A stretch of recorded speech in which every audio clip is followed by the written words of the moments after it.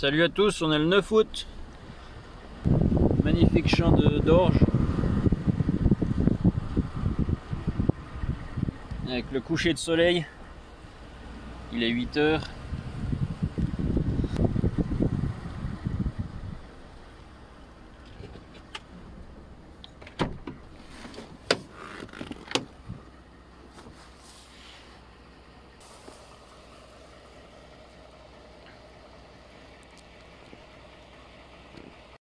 Là on arrive au croisement, donc fin des deux champs d'orge à ma gauche et à ma droite. Et puis on arrive aux deux champs d'avoine. Donc ça c'est juste à côté de la ferme. Allons jeter un œil.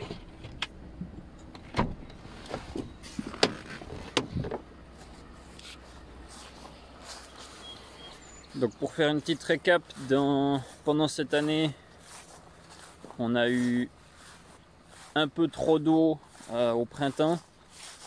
Donc il y a des endroits qu'on n'a pas pu semer, et puis ensuite il y a eu pas mal de pluie juste après les semis, et puis il y a des endroits qui n'ont simplement pas poussé. Mais ensuite on a eu de la pluie régulièrement, c'était vraiment bien. Puis à la fin on a eu aussi un moment plus sec où les endroits qui étaient très mouillés ont pu reprendre le dessus, ce qui était jaune a pu reprendre le dessus. Voilà, tout ça pour dire que on a de la chance. Et puis je suis avec vous qui êtes en Europe. Je sais que les sécheresses c'est pas rigolo. Et ici au Canada il y a certains endroits où ils ont aussi une sécheresse à l'instant. Il y a même, je crois, une région où il y a 3 ans qu'ils ont une sécheresse continue. Donc c'est pas drôle. Donc bonne chance à tous ceux qui ont une sécheresse à l'instant. Et si ça peut vous donner du courage, ben regardez nos jolies récoltes et puis dites-vous, ben voilà, pour l'année suivante. Donc voilà, ici l'avoine.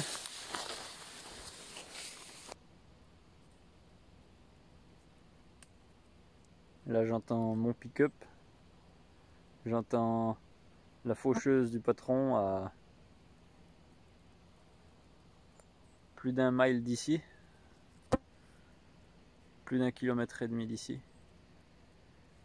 C'est les seules choses que j'entends. Sauf les oiseaux, et puis bon, il y a les moustiques, mais... On est parti pour voir le colza au nord de la ferme. Donc ce grand champ depuis lequel on arrive à voir la ferme. La floraison, elle est enfin. C'est du joli colza, pour ici en tout cas. C'est bien.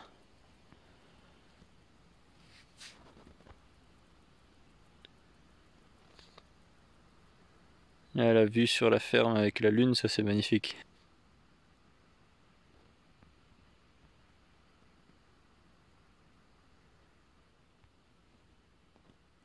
Depuis le début que je fais des vidéos, le but c'est vraiment de pouvoir montrer ce qui se passe ici au Canada.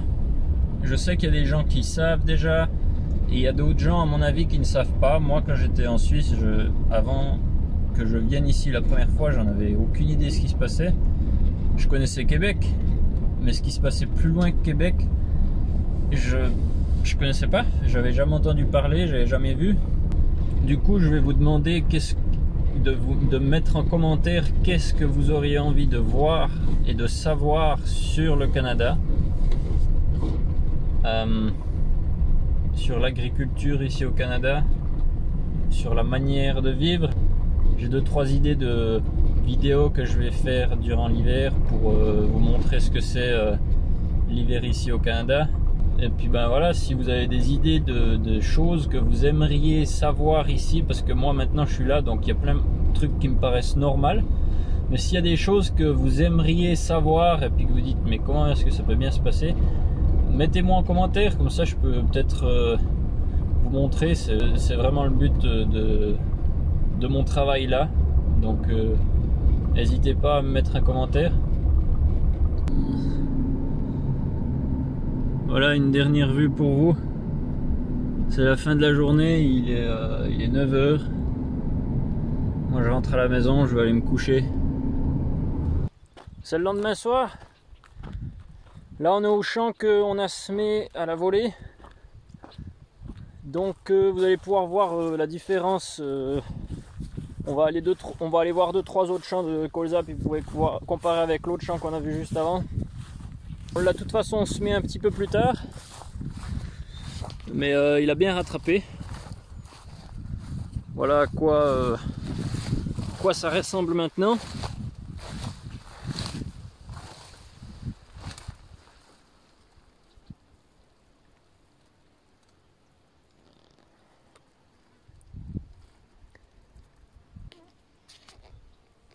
Le colza il est plus haut que où on était avant.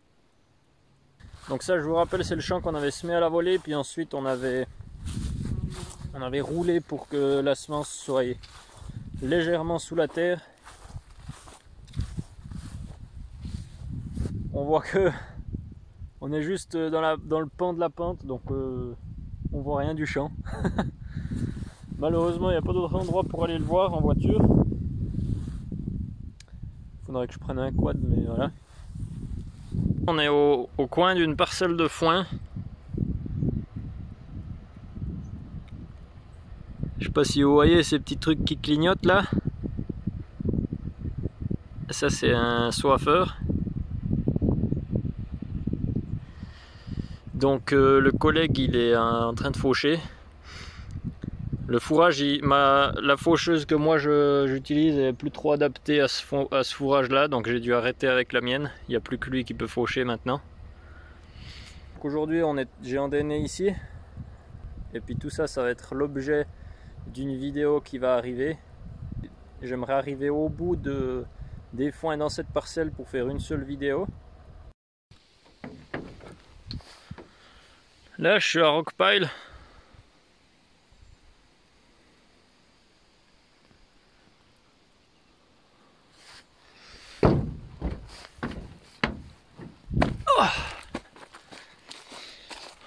Donc ici, étant donné qu'il y a tous les camions, les batteuses, tout rentre par là, donc ça pousse jamais. C'est une terre plutôt rocailleuse. Je sais pas si vous vous rappelez quand j'ai filmé les semis là. Il y a des tas de cailloux partout parce que c'est les pierres qui ont été ramassées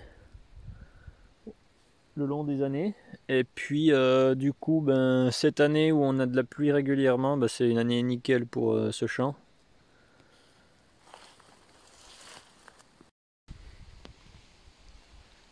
Là on est arrivé à Canyon.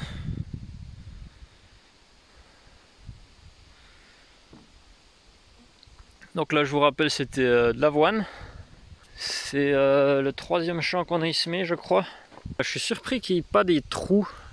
Bon, il y en a sûrement des places, mais on n'en voit pas beaucoup. Ça veut dire que ça a bien poussé malgré les abondantes pluies qu'on a eues.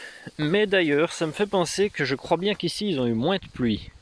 Parce qu'on est tout au sud de la ferme, et il me semble qu'ils ont eu moins de pluie au début, quand nous, on en avait trop. Donc ici, on voit un peu d'avoine qui est plus avancée qu'à la maison.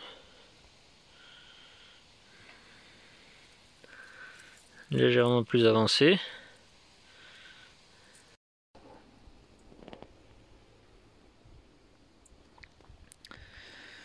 Voilà, probablement le dernier champ que je vais vous montrer ce soir. Donc c'est ce champ où on avait semé le colza directement dans l'herbe qui avait été traitée au glyphosate. C'est aussi un joli colza. Donc ici, comme le champ de juste avant, on est un peu plus au sud, donc il y a eu moins d'eau au printemps. C'était pas sec, hein. Il y avait des petites pluies, mais pas autant que ce qu'on a eu à la ferme. Pour ce champ là, à mon avis, C'était une météo relativement bonne. On verra quand on arrivera avec les soifeurs là-dedans ou bien les batteuses directement. Je sais pas encore comment ça va se passer. N'hésitez pas à mettre des commentaires. Ciao!